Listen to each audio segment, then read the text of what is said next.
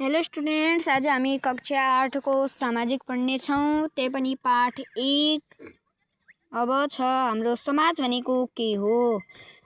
समाज क्षेत्रमा बसोबास गर्ने एक अर्कासँग सहयोग गर्ने मानिसहरूको समूहलाई समाज भनिन्छ।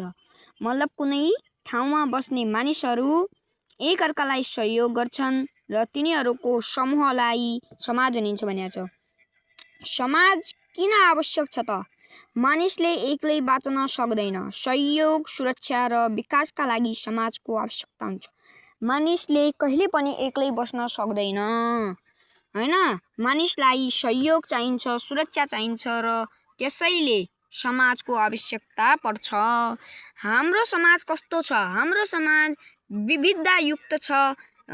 भिन्न जात, धर्म, भाषा र संस्कृतिका मानिसहरू मिलेर बनेको छ।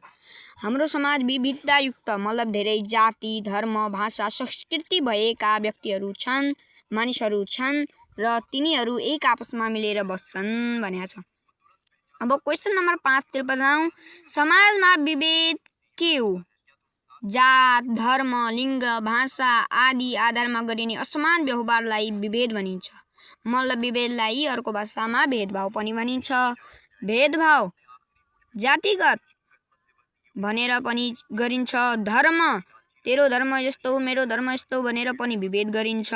यसलाई समाजमा विभेद भनिन्छ है। समाजमा असमानता, समाजमा समानता किन हुनुपर्छ? समानताले सबैलाई समान अधिकार र अवसर प्रदान गर्छ, जसले समाजमा एकता र शान्ति ल्याउँछ, हैन? समानताले सबैलाई समान अधिकार मतलब मानिसले पाउने आफ्नो अधिकार हो र अवसर प्रदान गर्छ र समाजमा शान्ति र एकता कायम ल्याउँछ।